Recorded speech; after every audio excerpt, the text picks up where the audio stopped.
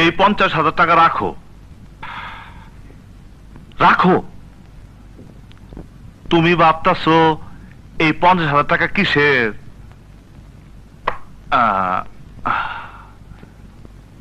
ওই যে কাবিন হইল, কাবিনের সময় দেন মোহর, নগদ অশীল 50,000 টাকা লেখা হইল, সেইটা।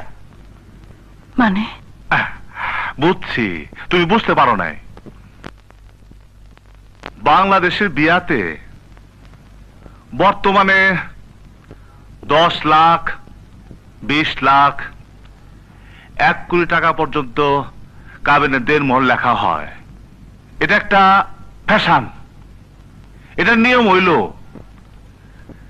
যে টাকাটা নগদ ওয়াসিল লেখা থাকে ওইটা বউরে দিয়া দিতে হইব।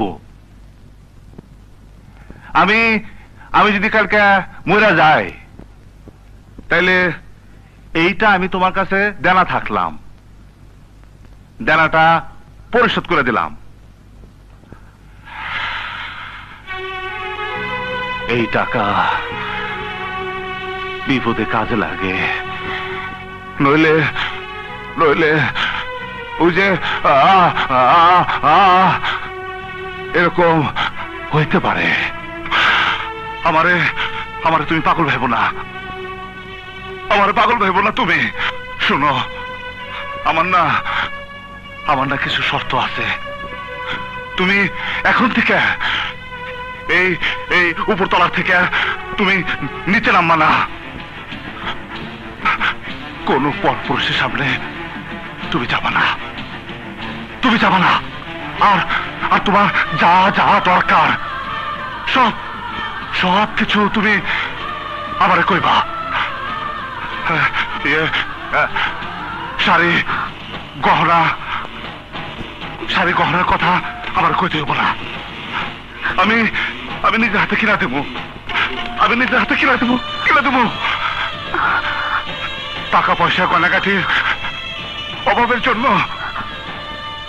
মায়াগো চরিত্র খারাপ হয়। তুমি লজ্জা করো না, তুমি লজ্জা করো না।